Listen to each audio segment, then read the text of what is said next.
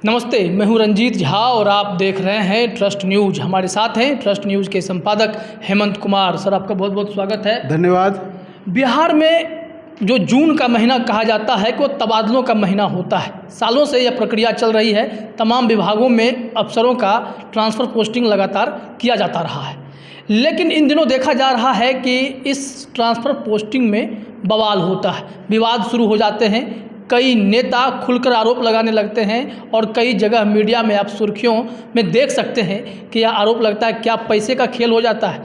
आखिर क्यों ऐसा हो रहा है और बिहार के मुख्यमंत्री को पिछले कई सालों से ऐसे ट्रांसफ़र पोस्टिंग पर नज़र रखनी पड़ रही है और ऐसे तबादलों को कभी कभी उस आदेश को निरस्त भी करना पड़ रहा है।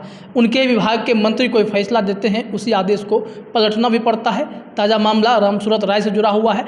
भूमि राजस्व मंत्री हैं और उन्होंने जो एक आदेश दिया था उसमें कई सारे अफसरों का तबादला किया गया। 30 जून को यह आदेश जारी हुआ और इसके बाद अब सीधे इस तबादले को अब निरस्त कर दिया गया। इस आदेश को मुख्यमंत्री ने इस मामले में अपना निर्देश दिया है। सर, सवाल यही है कि ऐसी नौबत क्यों आती है कि बड़े पैमाने पर तबादले कर दिए जाते हैं, फिर विवाद खड़े होने लगते हैं। ये जून का महीना जो होता है उसमें तबादला करने का अधिकार होता है मंत्रियों को। और ये बिहार में ये बताने की कोशिश लगातार की जाती रही है सरकार की ओर से, खासकर मुख्यमंत्री की ओर से, कि तबादले में अनियमितता नहीं होगी।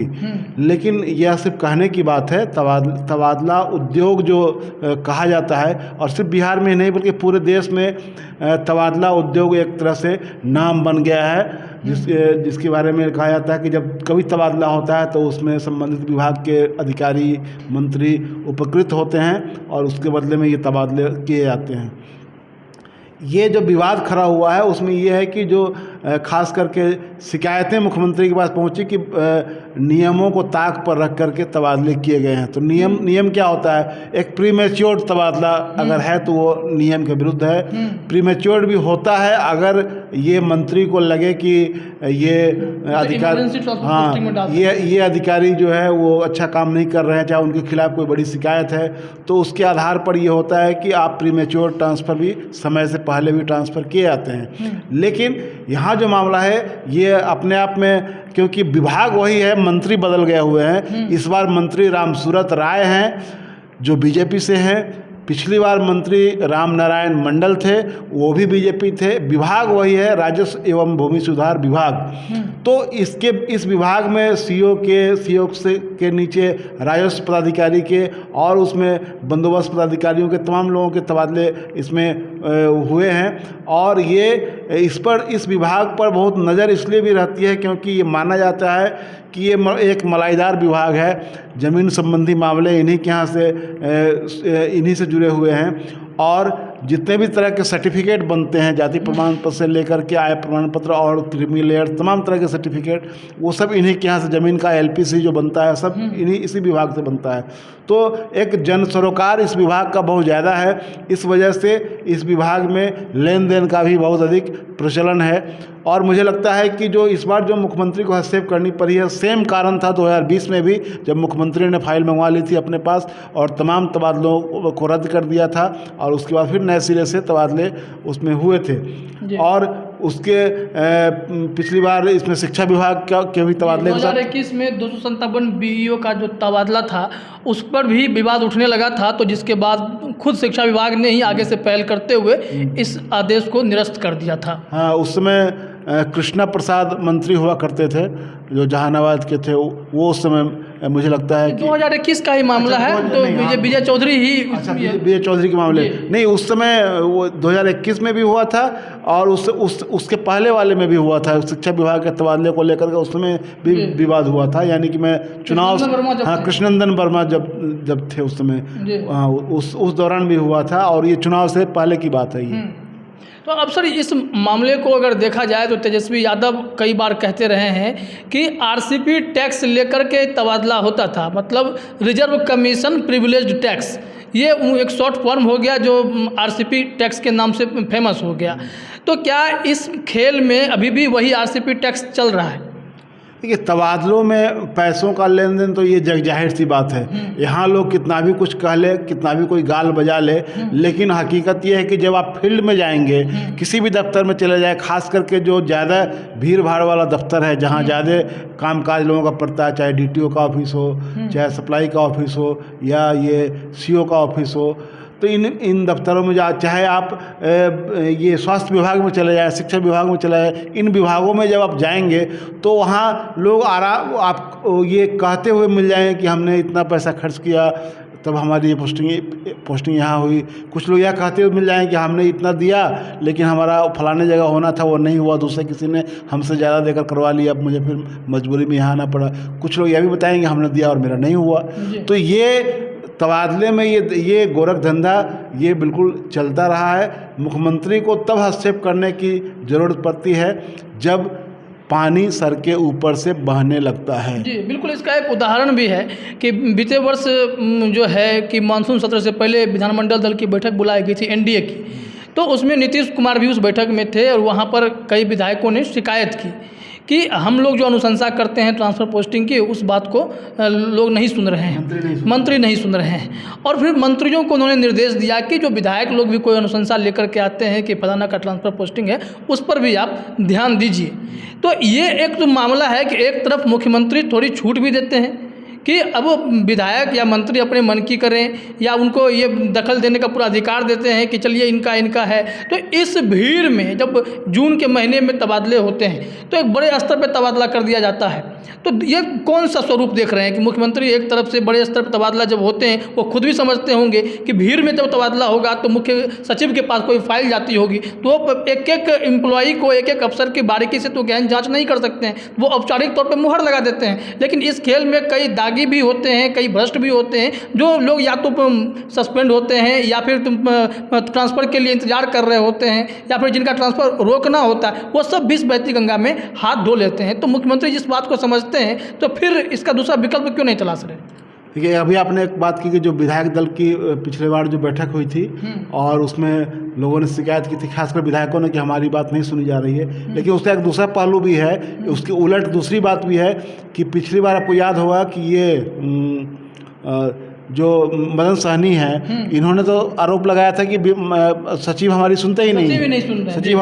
तो इस तरह के कई विभाग हैं, कुछ मंत्री तो आरोप कुछ मंत्री तो खुल करके बोल जाते हैं कि हमारी नहीं सुन रहा है, कुछ मंत्री जो हैं वो घुटते रहते हैं, अपनी बात कहते नहीं। कुछ ऐसे विभाग भी हैं जहाँ की सचिव ही तबादले का तय करते हैं कि होगा कि नहीं होगा। मंत्री की उसमें सहमति ले ली जाती है, लेकिन मंत्री अगर उसमें ज़्यादा कुछ दाएं बाएं करेंगे तो नहीं होता है। इसका मतलब ये है कि वो सचिव कहीं ऊपर से गाइड होते हैं। कुछ ऐसे विभाग हैं, मंत्री भले ही कोई बन जाता है, लेकिन उसमें सचिव ऐसे लोगों को रखा जाता है जो ऊपर से निर्देशित होता है और उसी के कहने पर वहाँ कुछ बड़ी फाइलों पर काम होता है या तबादलों पर निर्णय लिया जाता है। तो ये एक उदाहरण तो मैंने कहा कि मदन सहनी का एक भी उदाहरण है। वो मंत्री रहते हुए उन्होंने कहा कि हमारी बात नहीं सुनी जा रही है और उन्होंने इस्तीफे तक की बात धमकी दे दी थी। जी, इसमें सर एक चीज़ इसी बात से जिक्र अगर आगे बढ़ाएं, सिर्फ मदन सहनी पहले केस नहीं है, जीतन राम मांझी को भी यह लगा था, मुकेश सहनी को भी यह लगा था कि उनके जो सचिव हैं उनके विभाग के, वो उनकी नहीं सुनते हैं, वो कहीं और से ऑपरेट होते हैं। और दूसरी तरफ यह आरोप लगा कि 2005 के बाद जिस हिसाब से नीतीश कुमार ने अफसरों को छूट दी, उससे अफसरशाही बढ़ गई है। इस बात से आप कितना सहमत हैं? देखिए, अफसरशाही जाहिर सी बात है, यह अफसरशाही का ही नमूना है जब जनप्रतिनिधियों की बातें नहीं सुनी जाती है। आप अगर देखेंगे नीचे के लेवल पर जब आप जाएंगे तो नीचे में अब जनता की बातें बहुत कम सुनी जाती हैं। इसी वजह से देखेंगे कि आप मुख्यमंत्री का जो कार्यक्रम होता है जनता के दरबार में मुख्यमंत्री, वहाँ ऐसी छोटी शिकायतें लोग लेकर के आते हैं जिसका निपटारा नीचे होना चाहिए। तो नीचे अगर नहीं होता है तब तो लोग यहाँ आते हैं जी। तो नीचे अगर अफसर जो हैं वो वहाँ के लोकल प्रतिनिधि, मतलब विधायक ही नहीं होता है, वहाँ जो लोग भी राजनीति से सरोकार रखने वाले लोग हैं, जो लोग भी पब्लिक डोमेन में काम करते हैं, जो लोग भी सार्वजनिक जीवन में जुड़े हुए हैं, किसी दल के हों या गैर दल के हों या किसी स्वयंसेवी संगठन के हो या जनता से सीधे मिलने जुलने की बातें हैं। अब ये पूरे बिहार के लोग जानते हैं कि कोई भी ऐसा थाना नहीं है जहाँ की FIR लिखवाने के लिए पैसा नहीं लिया जाता जाता है। दूसरी ये जग जाहिर सी बात है, कोई भी ऐसा नहीं, कोई बिरले कोई आदमी होगा जो बिना पैसा दिए जिसका एफआईआर हो जाता है। और दूसरी बात ये भी है कि कोई भी ऐसा थाना नहीं है जहां काउंटर केस नहीं होता है। सब जगह काउंटर केस करने की एक परिपाटी लोग, और उसका मकसद होता है सिर्फ कमाई उगाही करना कि आप मार खा करके आए हैं, आपका सर फट गया है तो आपको पीटने वाला, आपका सर फोड़ने वाला भी आप पर केस करेगा, और वो करवाया जाता है। तो कहने का मतलब ये है कि ये जिन विषयों पर हम लोग चर्चा भी कर रहे हैं कि आपके पास जो शिकायतें आती हैं, जो लोग बहुत छोटी छोटी शिकायत लेकर आते हैं, उसका निपटारा अगर नीचे में नहीं हो पाता है तभी तो लोग आते हैं ऊपर में। जी, अब सर बड़ा सवाल ये है कि अगर यह खेल है, अनियमितता की बात कही जाती है, लेकिन आरोप के रूप में देखा जाता है, ज्ञानेंद्र सिंह ज्ञानू ने भी आरोप लगाया कि जो मंत्री लोग हैं वो पैसा खा रहे हैं।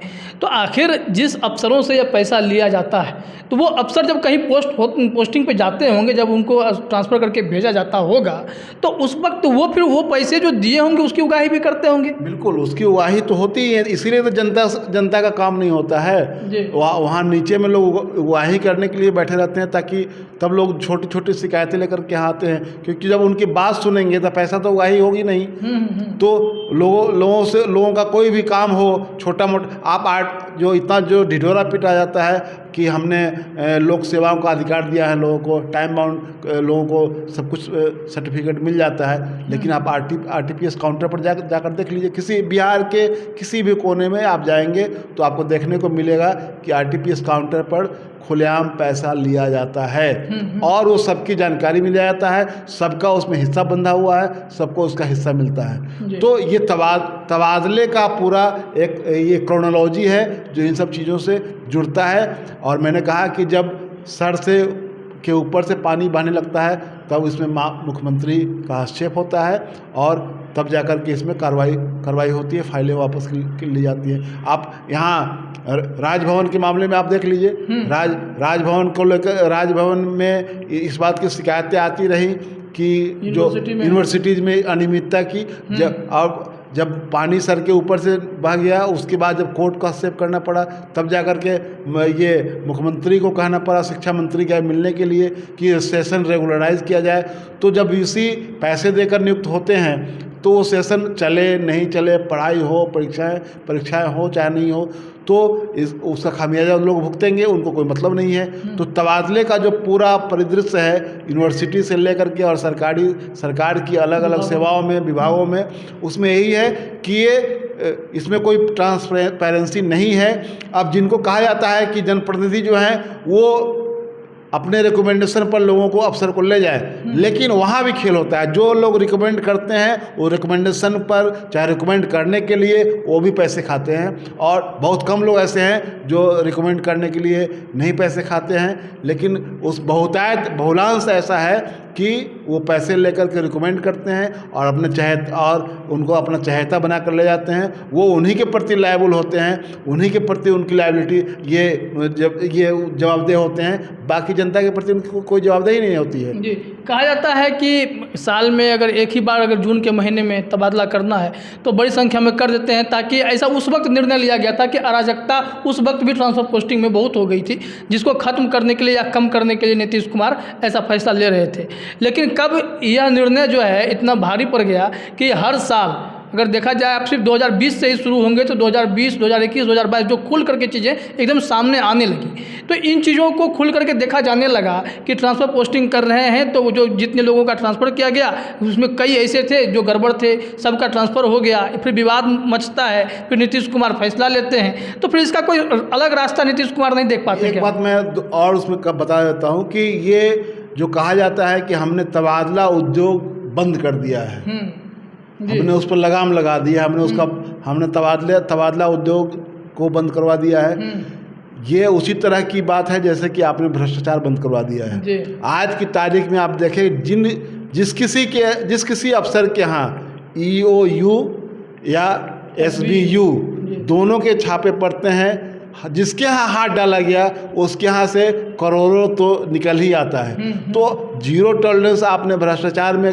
कहते हैं कि हम भ्रष्टाचार के मामले में जीरो टॉलरेंस है, हम भ्रष्टाचार बर्दाश्त नहीं करते हैं। आप कहते हैं कि हमने तबादला उद्योग बंद कर दिया, लेकिन हकीकत में होता ये है कि तबादला उद्योग जारी है, वो बिल्कुल साइलेंट मोड में चलता है। वह हल्ला तब होता है जब उसमें कोई कड़ी टूटती है, उसकी एक पूरी कड़ी बनी हुई है, उस कड़ी में कोई कड़ी ब्रेक हुआ, उसके बाद हंगामा मचता है और मामला ऊपर जाता है। और उसी तरह जो आप कहते हैं करप्शन पर जीरो टॉलरेंस की बात जो कर रहे हैं, तो उसमें भी यही है कि जो पकड़ा गया वो चोर है, भ्रष्ट है, और जो नहीं पकड़ा है वो। सर सबसे बड़ी बात यह है कि इसी चीज़ को देखा गया जब अफसरशाही बढ़ी और जब पता चला कि बहुत जगह अफसर जो है भ्रष्टाचार में लिप्त हैं, तो सरकार ने एक लिस्ट तैयार कर ली कि इतने लोगों पर हम छापेमारी करनी है। उन्होंने SBU को लगाना हो या EOU को लगाना हो, सबको लगा दिया। ये लोग अपने अपने काम में लगे हुए हैं। लेकिन सबसे बड़ी बात है कि पैसे सिर्फ अफसर ही तो नहीं कमा रहे हैं। अभी जैसे कि मंत्रियों पर आरोप लगा रहे हैं, चलिए उनके ही समकक्ष लोग, नेता लोग आरोप लगा रहे हैं। क्या कभी ऐसा हुआ है कि मंत्रियों के घर इस तरह से कोई रेड पड़े जो कि भाई आप बहुत भ्रष्ट हैं, आपके पास बहुत पैसा है, इन सब मामलों को लेकर के? नहीं, मंत्रियों के यहाँ तो रेड नहीं पड़ा है, लेकिन मंत्रियों को हटाया गया है इस मामले में। और लेकिन कहा नहीं गया कि एक मामला क्या है, मंत्री हटाए गए हैं। हाँ, DGP के यहाँ रेड पड़ा था और वो हटाए गए थे। तो ये अफसर क्या है, लेकिन मंत्री क्या रेड पड़ा, मंत्री ऐसा उदाहरण बिहार में नहीं है। लेकिन भ्रष्टाचार के आरोप में मंत्रियों को हटाया गया, ऐसे कई उदाहरण है और इन्हीं की सरकार में हुआ है, कई मौक़ों पर ऐसा हुआ है। नीतीश कुमार को बार बार इस तरह के फैसले बीच बीच में लेने पड़ रहे हैं, चाहे अफसरों को हटाना हो या फिर मंत्रियों के आदेश को पलट देना हो या मौका लगे तो मंत्रियों को बदल देना हो। हाँ, ये होता रहा है। और ख़ास करके अभी जब नीतीश कुमार राजनीतिक रूप से कमज़ोर पड़े हैं, तभी ज़्यादा देखने को मिल रहा है। मैंने कहा कि पहले भी मैं ये कहता रहा हूँ कि पहले कोई मंत्री की हिम्मत नहीं होती थी कि नीतीश कुमार को लेकर के कोई कुछ बोल दे, लेकिन अब तो लोग गाहे बगाहे और सार्वजनिक जगह पर भी कुछ ना कुछ बोल दिया करते हैं। तो ये कमज़ोर होती स्थिति में इनके ऊपर ये दबाव बढ़ा है और ये अब दिखाने की कोशिश करते हैं कि हाँ, हम कार्रवाई कर रहे हैं। तो अभी आप समझ रहे थे कि जो विवाद अभी ताज़ा मामला बिहार में गहरा रहा है, ट्रांसफ़र पोस्टिंग विवाद, कि यहाँ पर आरोप लग रहे हैं कि अनियमितता बरती जाती है ट्रांसफ़र पोस्टिंग में। तो अगर इसके डायरेक्टली समझे तो पैसे का खेल भी कह सकते हैं, ये सारी चीज़ें होती हैं। यही अंदर की कहानी अभी आप समझ रहे थे कि दरअसल इस ट्रांसफ़र पोस्टिंग के पीछे पूरी स्टोरी होती क्या है, कैसे इतने बड़े पैमाने पर तबादला होता है और उसमें अनियमितता देखी जाती है और कहाँ पर खेल हो जाता है, फिर बाद में उसका साइड इफ़ेक्ट तो आप देखते ही हैं। और मुख्यमंत्री भी इस वक्त इस खेल को अच्छे से समझने लगे हैं। मौका लगते ही आदेश भी पलटते हैं और समय आता है तो कार्रवाई करते भी दिखाई पड़ते हैं। फिलहाल इस चर्चा में इतना ही। आप सभी का हमसे जुड़ने के लिए बहुत बहुत धन्यवाद।